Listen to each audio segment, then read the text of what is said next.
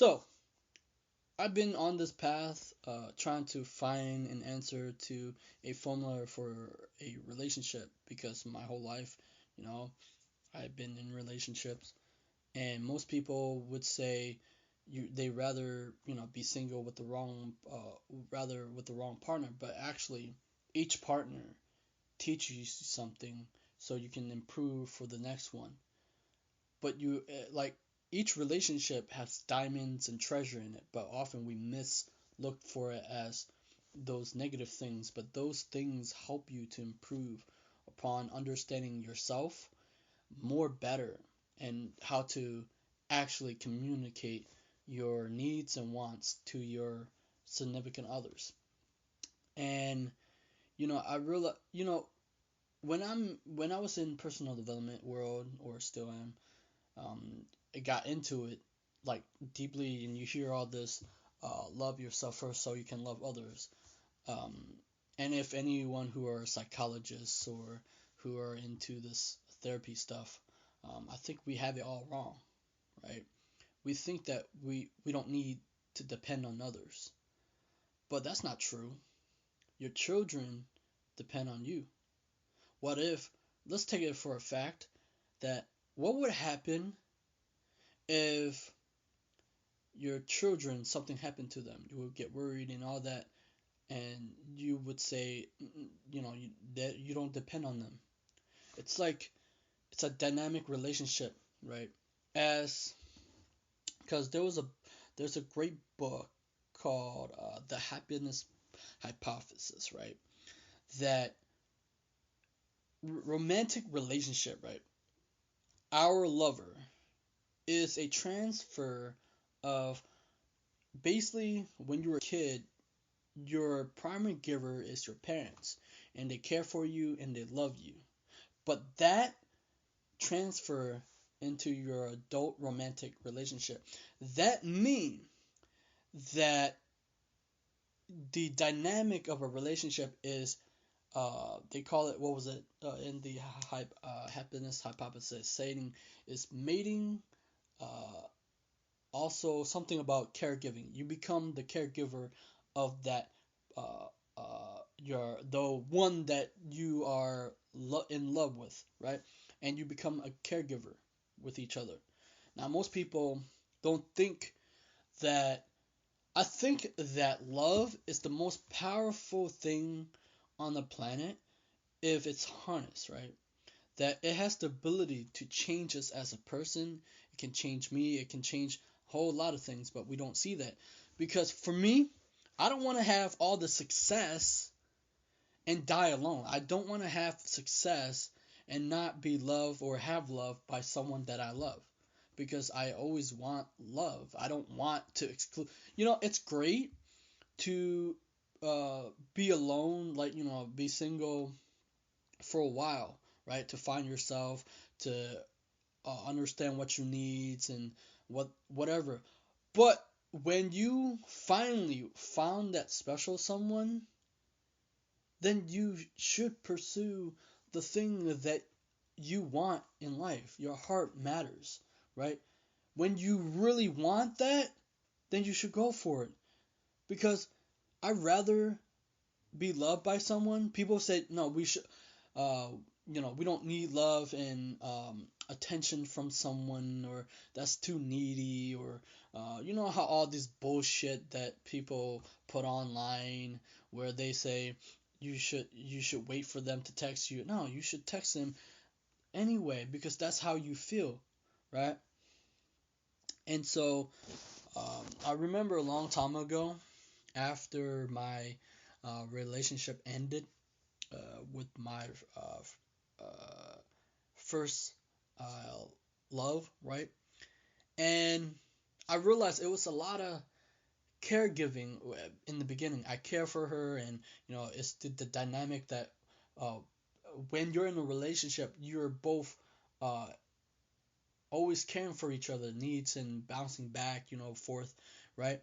And I remember somewhere along the line, it I wanted freedom, right? I wanted freedom because it was a lot to take. Like, to love a person, to take care of them, to need.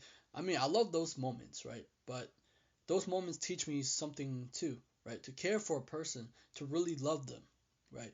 To put their needs first. Like it's like people saying in self-help saying you put your needs first, then others. Yes, but then when it comes time to love another, you put their needs first. Like you want them to be happy too. And when they're happy, I'm happy. Shit. Like if they're happy, or when you're the love of your life is happy, I'm happy, right? And the point, the matter is like, I remember I liked it all the freedom, right? Not have to deal with anyone or don't have to care about any. Like I can spend my free time, right? I can like do whatever I want and like I don't have to care for someone or love someone or needs them or take the time to understand them or but I realized I always wanted to love someone special, right?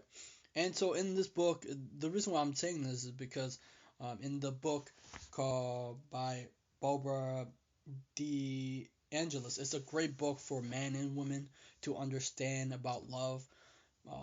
And in this one, she lists of a thing because most often time people say they rather be alone with the wrong partner or love yourself first so you can love others. And what end up happening is um, uh, they are focusing on the wrong. What if you fall in love? What if you want to love and this message that we've been bombarded with in the self-help uh, genre for so long, and most therapists and most psychologists would disagree.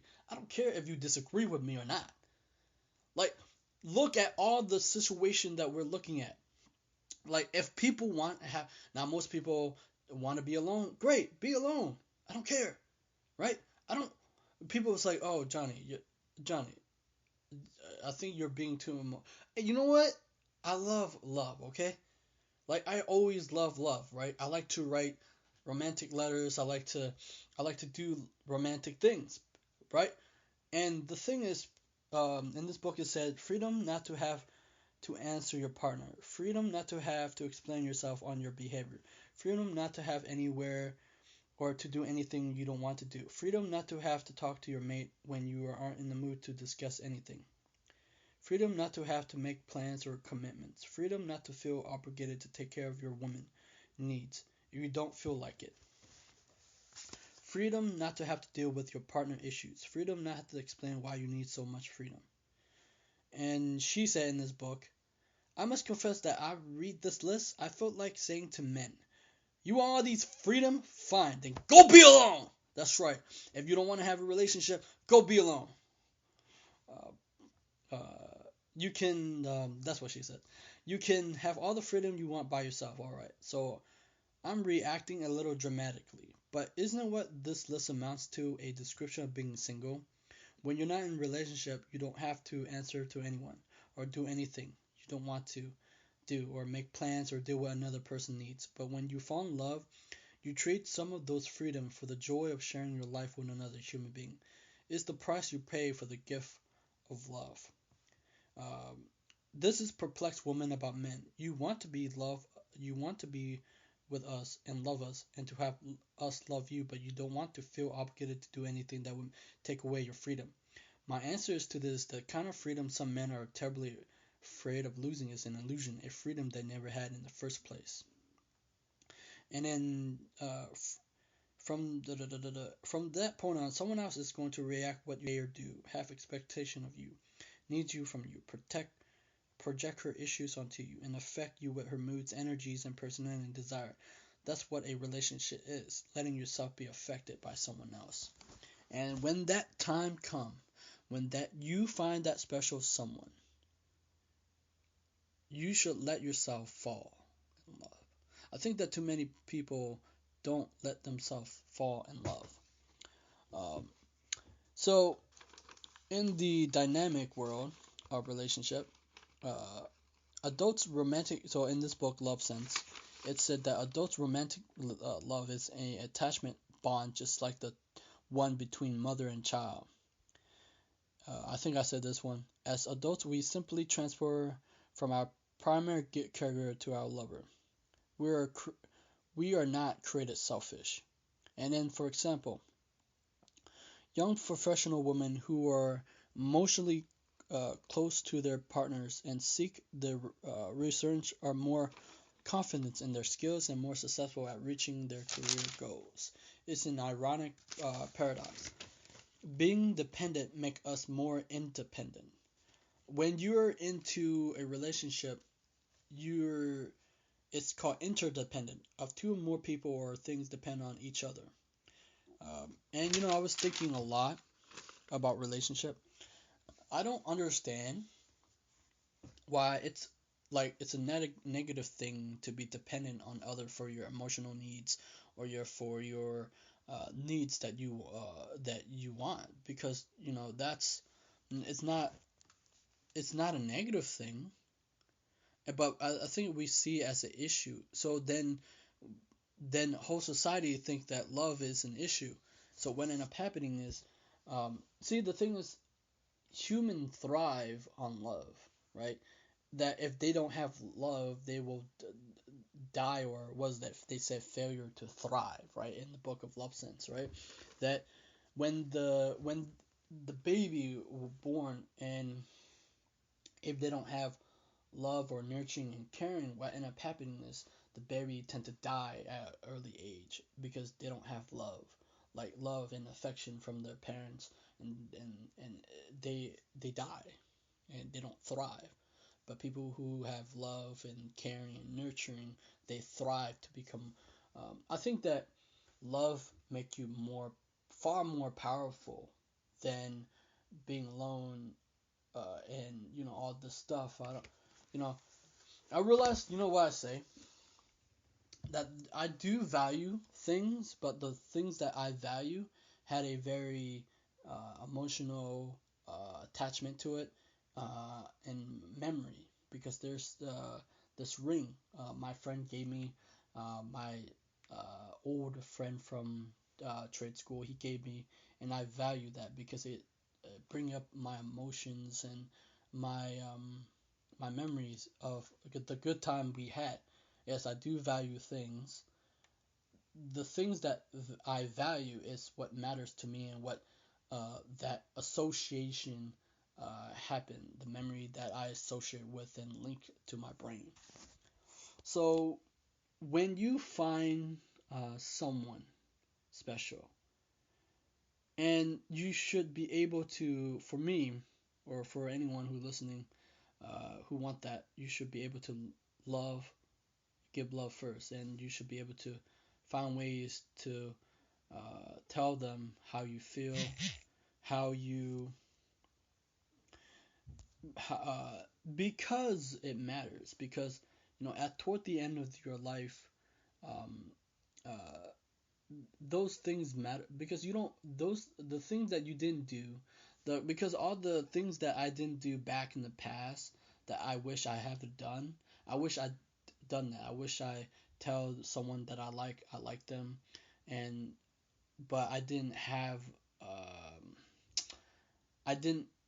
listen to that, right? It's funny, right? I was thinking a lot. You know how guys suck?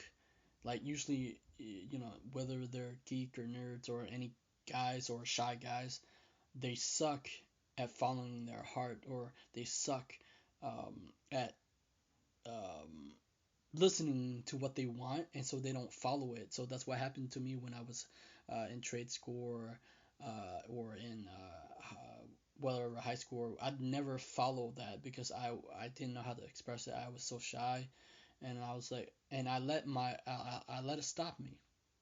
So I had so many chances, and the funny thing is, girls who like a guy, anytime girls like a guy, they'll send uh, you the signal, right, that they like you. And what's funny? The girls will show up every time. They'll try something to get your attention, and they're sending you the signal that they like you. And you're probably saying, how you know that? Because that's happened to me in the past multiple times. Um, in trade school, right? I think it's also in high school, but I don't know. Elementary school, I don't remember. But God, they show up every time. They follow their heart. They follow what their heart. They follow what's inside them. Their But guys, they don't do that. They wait and wait and wait, and they never find out um, what happened. They never see it right through the end. They don't uh, do these things, and so what end up happening? They keep regretting, regretting, and the next time you see someone that you like, you have to go for it. But you also, if someone like you have to catch it and do something. If they're sending you signal, repeated signal, you have to catch it and go for it. And if it doesn't because it's training you to, usually this is for nerds and geek, because they have to, even if they feel rejected, they still have to go. It's They still have to go for it, for what they want, because if they're always in this tight bubble, they never find out if they truly um, have the desire to love, or like to understand love. Isn't that what you guys want, or nerds or guys? That's what you want, right? Love from a woman or a girl, right? So what end up happening is you guys don't do these things, and um, and you don't catch it, and you don't show enough. Uh, Most people, most guys, mm, people think that showing emotion is bad, right? But emotion, in the book, what women men want to know is that women, people think that women are emotional, but they said they are emotional, too emotional, but they are emotional. But we guys are emotional too, but we hide it. So what ended up happening is, I read a book, relationship book, um, what was it, for marriage and stuff. Most guys, when they have problems or when they're angry or something toward their partner, or something happened with, so they stonewall, right? Stonewalling is bad for you, because I used to do that when back in the trade school with my ex. I stonewall because I didn't know how to express it, and I didn't know how to torn turn towards uh, my significant others, right, back in the day. But when you have a problem, you have to work towards, or turn towards your partner or significant others. That's what the book suggests in the marriage book, something like that. And that's my thoughts today. I think that I'm beginning to despise the word, love yourself first, and so you can give others bullshit. Yes, you should self care and love, but at the end of the day, love make you powerful. Love can make you more, uh, like, see a different way, and make you enthusiastic about life. And I know that most parents want love and affection from their kids, right? Because that's their kids, but it don't happen. It's pain. What if the kids and don't love their parents? It'll break the parents' heart, isn't it? Right? And people think codependency is bad. Using that codependency shit. But anyway, if we don't have connection with others, we die. Like, most people don't understand that. That's why they don't like to hear it. But you guys need to hear it, because everybody want love. But even though later on, but yeah, everybody want love at some point in your life. Everybody want love, right? Just my thoughts today.